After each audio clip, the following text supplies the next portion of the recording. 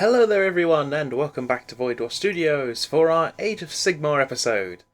We are not through with Skinks, people. There are still quite a few different variations, as although the majority of them do assume priestly roles, there are some Skinks who just like to get their teeth into something, you know? They prefer the violence and close combat or ranged warfare that is, well, being part of the Seraphon cohorts. Now, they are not rare by any stretch of the imagination. Skinks, though far, far weaker than their larger Saurus brothers, do still have more than enough strength, agility, and, well, malicious intentions to make sure that they can kill whatever they're after. After all, Skinks are often employed as scouts, advanced skirmishing forces, as well as missions behind enemy lines. As Skinks are so small and nimble, typically no larger than the average dwarf in terms of height, and far thinner, they can scurry around the forest very, very quickly and without really being seen. So, with one exception, this episode is going to be about the Skinks that just like to get their claws and teeth wet. Now, I suppose the first question we really have to ask is, when you have Saurus warriors, why do you need Skinks in your army? And the short answer is, Skinks are perfectly intelligent and perfectly quick enough to actually be decent generals. Typically there will be a Slan Star Master making sure that the Skink Star Priest tells the Skink Chief exactly what to do, but that doesn't mean that the Skink Chief can't still, well, lead their little skinky friends on to victory. And often, when they see their Saurus brothers and engaging in bloody violence, this tends to inspire them to, well, leap out and start giving it a go themselves. It's not that they're cowardly creatures, but Skinks are far more aware of their own mortality than Saurus warriors are. By comparison, I've described Saurus warriors as kind of robotic, almost. Their emotions are really just feral anger, controlled by the Saurus generals and Slan Star Masters to have a more directed focus. Otherwise, without this focus, they just become, well, ravenous dinosaurs, which is still really dangerous. It's a lot harder to break a unit of Saurus warriors when they're holding their shields tightly together and stabbing in cohesion than it is for a bunch of rabid dinosaurs running around, dropping their weapons and shields and, well, using teeth and claws.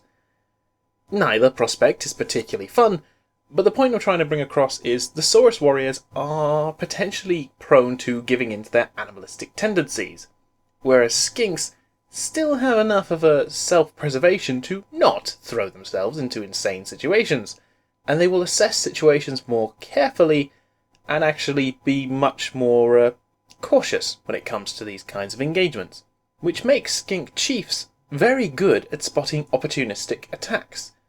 They are much happier to lead hit-and-run assaults rather than be stuck in the grinding melee that is close combat.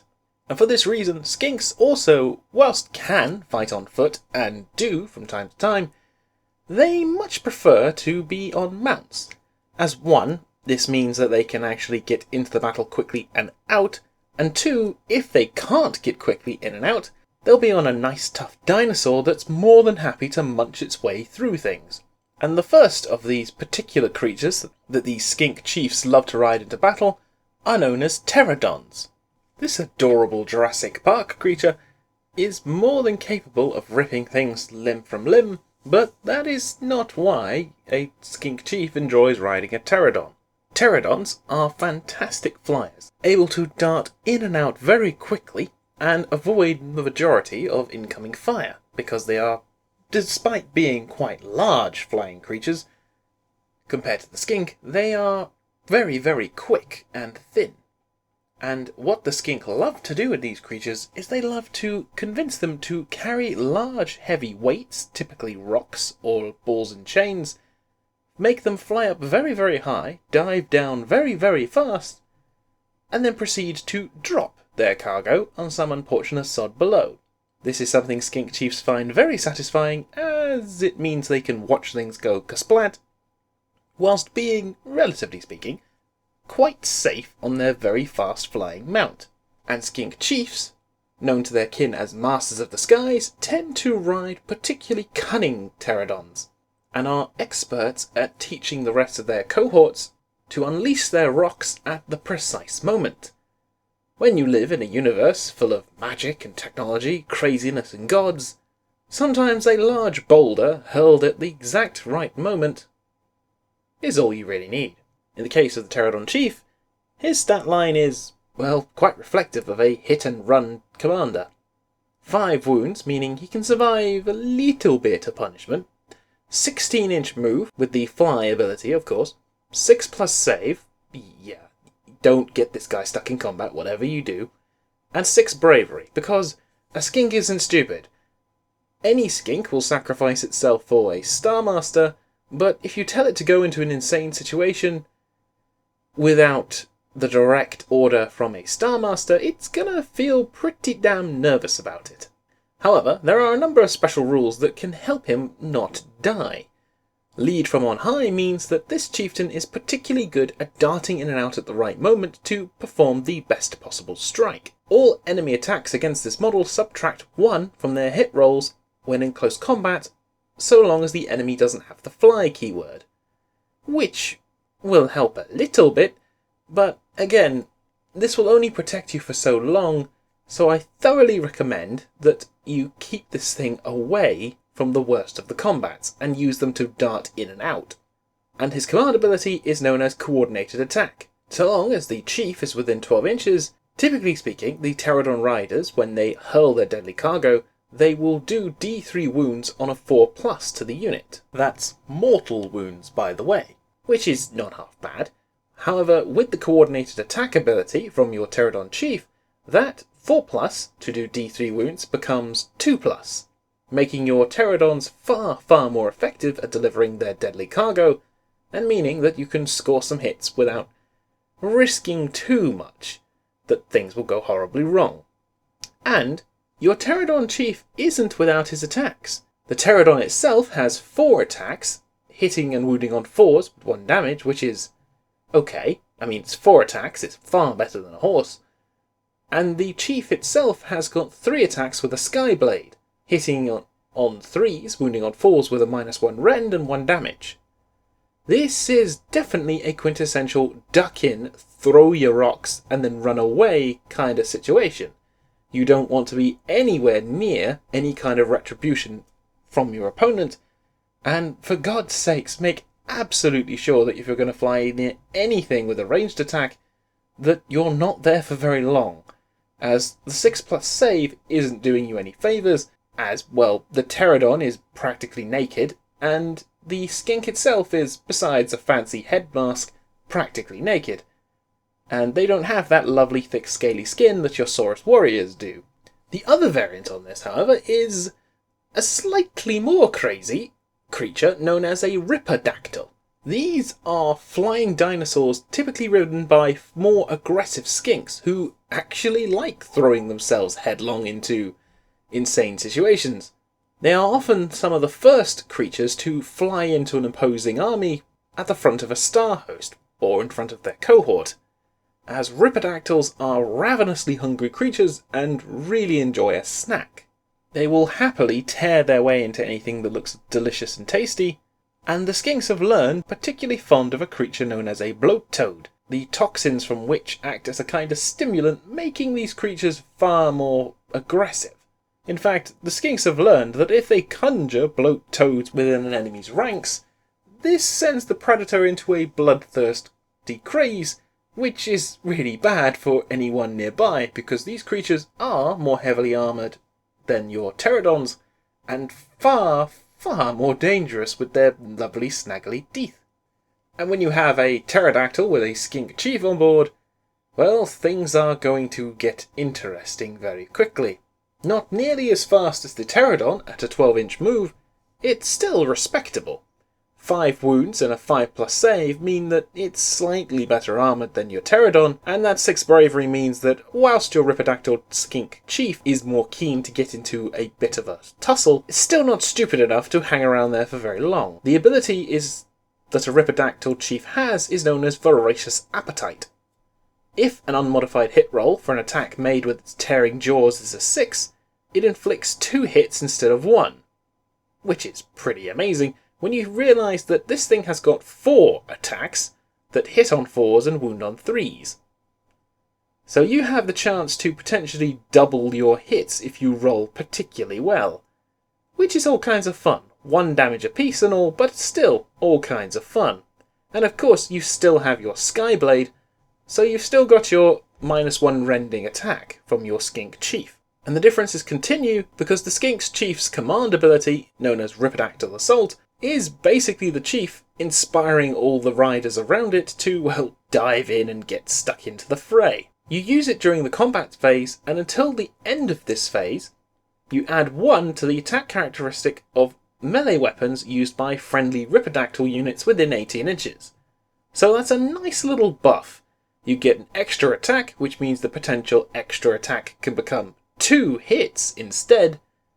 Yeah, that's all kinds of hilarious. And being able to wound on a 3+ means that, whilst it is of course slower and it's not going to run away as quick as a pterodon, a Skink Chief with a pack of Ripidactyls nearby, or 2 Ripidactyl packs, yeah, that could eat its way through a unit quite happily. Obviously, you don't want to hang around too long. This is probably used best as a coordinated attack with, say, some Saurus warriors on the ground, but still a very, very wonderful tactic, and it really does show the Skink's mentality. A Skink is never going to fight you one-on-one. If it can help it, it will far happily let the Saurus warriors take the majority of the beating, and then come around the side and, well, stab you. Or, in this case, bite your head off with a flying dinosaur. And finally we come to the largest mount that your Skink Chief likes to ride around on. Something far more capable of being brawly and getting stuck into combat than your flimsy flappy dinosaur. The stegodon, a triceratops that went to the gym every single day, had all the steroid concoctions it could, add in with a dose of bad temper and, well, large sharpened horns. Yeah, this thing is not something I would ever conceive of standing in front of, trying to make any effort to stop it. Skinks love these things because they effectively wield them like living battering rams, smashing into enemy lines where they can shoot their wonderful bows or sunfire throwers, which are essentially flamethrowers. Yes, the Skinks have flamethrowers, and it's amazing. And just watch whilst the stegodon stamps, pummels, beats, squashes, and, well, removes anything in the way. And the Skinks can happily just throw javelins and stab downwards at anything that tries to climb on top of it. It is one of their best brawly little mounts, and it's also frankly quite adorable as well. The stegodon has a very respectable 10 wounds, and when commanded with a Skink Chief on top, these things become rallying points for the rest of the army around it. Even Saurus warriors will smile in a way whenever they see a stegodon come lumbering towards the front line, because they also love watching the carnage these things can produce. With a very respectable 10 wounds and an 8-inch movement, it's tough but slow compared to many of the other dinosaurs we've looked at, but a 4+ save is respectable, and the only real problem starts when you look at the bravery. Bravery of 5. Yeah, even with all those skinks on top, this thing is not the bravest of creatures. It is, of course, a herbivore dinosaur. It's not particularly keen on eating meat. But yeah, bravery there is a bit complicated. And there is a buttload of options for your entrepreneuring Skink Chief. The crew on board can be armed with meteoric javelins, and the stegodon can have 2 varying mounted weapons. The Sky Streak bow, basically a very large ballista, or the sunfire throwers, flame cannons, in all effect. And when you stick the Skink Chief on board, like I said, this gives the creature the keyword hero, which allows you to wander around and, well, have fun. Starting off with the abilities, Armoured Crest means that at the start of a combat you can pick an enemy unit within 3 inches, so long as there is up to 5 models. And if you do so, you can add 1 to save rolls for attacks made by the unit that tried to target it. So if you're fighting a unit that has up to 5 models, which is essentially in your front face and you can keep them there, you get an extra plus to your save, making it a 3+ save, meaning this is pretty damn tasty and it's going to be fairly hard to wound. Steadfast Majesty means that though a stegodon isn't the bravest of creatures, it is stubborn and doesn't like backing down. And the skinks around it do help inspire it, or at the very least encourage it along. Whether that's through poking it with spears or, I don't know, lovingly patting its head, I've no idea. But the rule is, this creature can re-roll battle shock tests so long as there is a friendly skink unit within 18 inches. Which, considering it has such a low bravery, I am very, very grateful for that re-roll. Because if this thing starts to run away, yeah, that's not going to be fun. And finally, in a completely different direction, Unstoppable Stampede means you roll a dice for each enemy unit that is within 1 inch when you finish a charge move. On a 3+, that enemy unit takes D3 mortal wounds. Fun times ahead. And I mentioned weapons. Let's talk about those.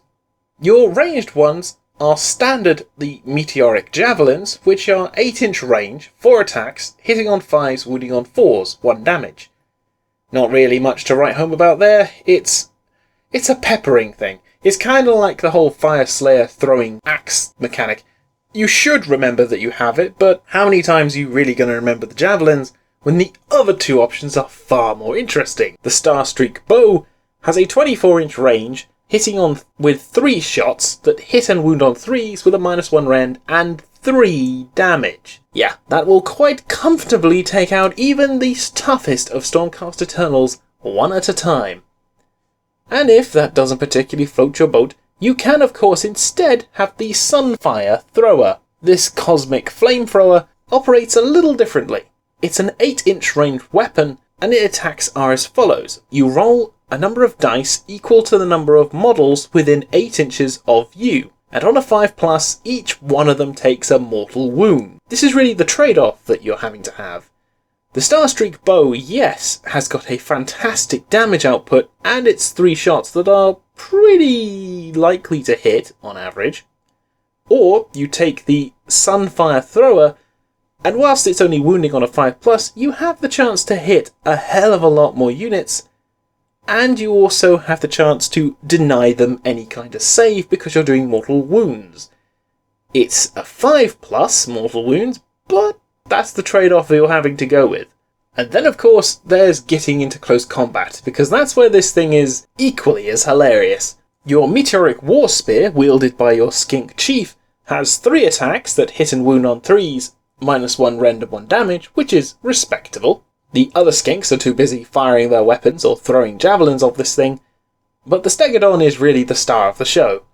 2 attacks with its massive horns that hit and wound on 3s, -1 rend, and 4 damage when it's taken no wounds itself, which is pretty damn fantastic, followed by Grinding Jaws, yeah, because those jaws will crush you, 2 attacks that hit and wound on 3s, -1 to your rend, and 2 damage.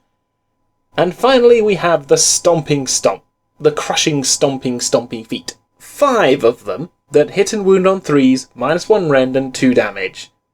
This thing, whilst not necessarily having more wounds than say a Carnosaur, is still a massive damage outputting machine. When it does get into close combat, slowly as it does, it will make an absolute mess of anything in the way. And bear in mind you still have that D3 mortal wounds on the charge, and your Skink Chief on top of this majestic creature allows it to more effectively direct and amplify the destructive power of every war creature around it. The command ability Coordinated Strike that you use in the combat phase means you pick a friendly Skink unit within 24 inches of a Stegodon hero, which means you pick a friendly Skink unit within 24 inches, and until the end of that turn you add 1 to their attack characteristics of their melee weapons. Bearing in mind you can have Skink units in up to 10 to 40 models, that is an absolutely ridiculous number of attacks that you've just boosted that unit by. And your Stegodon's going to be around to hopefully see what happens when those Skinks come charging in. I mean, I can't really blame them. It's quite inspiring seeing so much destruction coming out of a, relatively speaking, harmless dinosaur. Harmless, quote unquote. Harmless until provoked is maybe the better way of phrasing this. And the final thing we're going to be looking at is not a skink chief. It is a skink priest, known as the Engine of the Gods. This is what happens when you stick some Old One tech on top of one of these creatures. And it is quite the doozy. Still got that 8-inch move and 4+ save, 6 bravery. Which is, better movement. It's going to be a little quicker.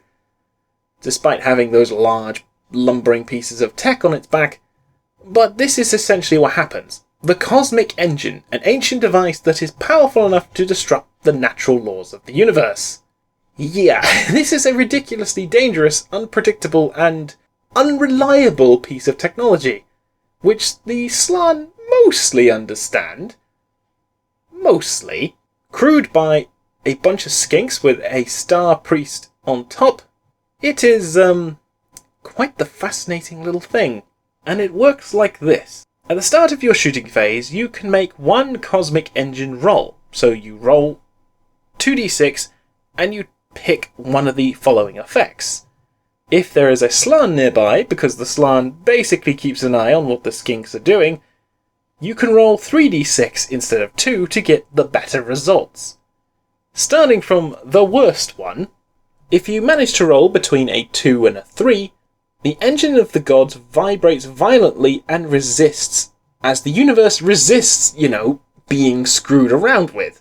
Your stegodon took D3 mortal wounds, because you're messing around with technology that you clearly didn't understand, and, well, yeah, you didn't do it correctly. 4 to 8, you actually heal D3 wounds, because you've managed to heal yourself as well as a friendly Seraphon unit within 12 inches, which you roll separately for. Which is pretty good. I like a little healing buff, that's always nice. 9 to 12, the Engine of the Gods starts shooting bolts of cosmic energy at things and engulfing them in flames, which is always fun.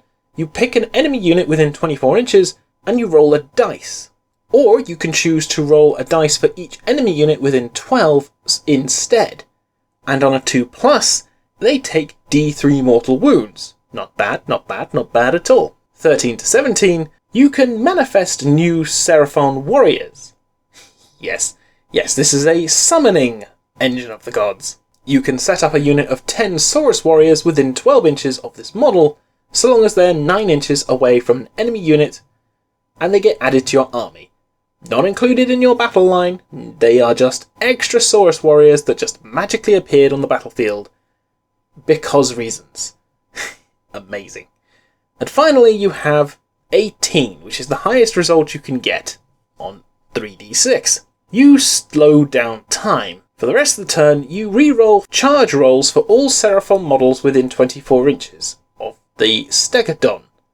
And you double the attack characteristic of weapons used by friendly Seraphon models, so long as they're within 24 inches of this model. All the other rules are effectively the same. You don't have the War Spear, as the stegodon with a chief on does, but you still have your horns, your grinding jaws, and your crushing stomps, as well as your javelins, because, throw those in for free. So the difference is between the skink chief on his stegodon as opposed to the priest on top of an Engine of the Gods. This thing is random as hell, really dangerous when things go well for you, and potentially destructive for you when they don't. But by and large, the most likely results you'll get when you're rolling your 2 to 3d6 is the bolts of magic as well as the summoning Saurus warriors, and also healing. Because those are the most likely options that you're going to get, which are all really, really great and hilarious. It's a random one, and I think it would be fun to have in an army. Just make sure there's a Slann nearby so that you get that 3d6 over the 2, so that you can get the most bang for your buck from this very temperamental piece of technology. Anyway, that was the Skinky episode for the Seraphon. I hope you've enjoyed. Thank you all very much for listening. Please like and subscribe, check out the Patreon and Facebook page, and I hope to hear from you all soon. Until next time, take care everyone.